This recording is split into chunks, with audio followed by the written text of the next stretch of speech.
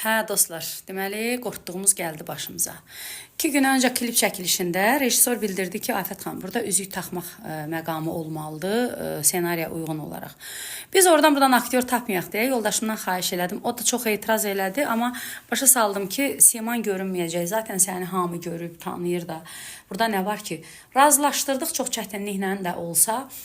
Bu indi klip yayımlanarkən izləyicilər başa düşüb ki, mənim həyat yoldaşımdır. Altda yazırlar. Vay vay vay bunlar bir-birinə nələr dedi, bu buna nə dedi, bu kişi bunu nə cür qəbul edir, bu ona nələr dedi. Siz ərinizin başında qoz qırırsınız. Hələ mən qoz qırmamışam. Kimin evində dava olmayıb? Sevəndə yaxşıdır, öpəndə yaxşıdır, ağzıma gələn deyəndə pis. Əgər mənim keyf mənim, sevərəm də, söyərəm də, öpərəm də, yaxşı edirəm. Bu bizim şəxsi məsələmizdir.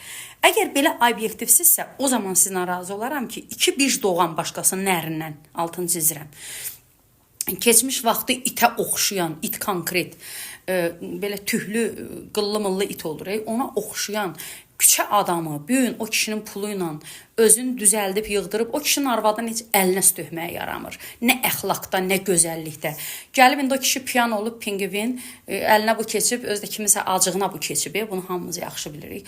Bu keçib bunu indi, bu da bundan piyanlığından istifadə edib, 2 dənə də bic doğub, yerini rahat eləmək üçün.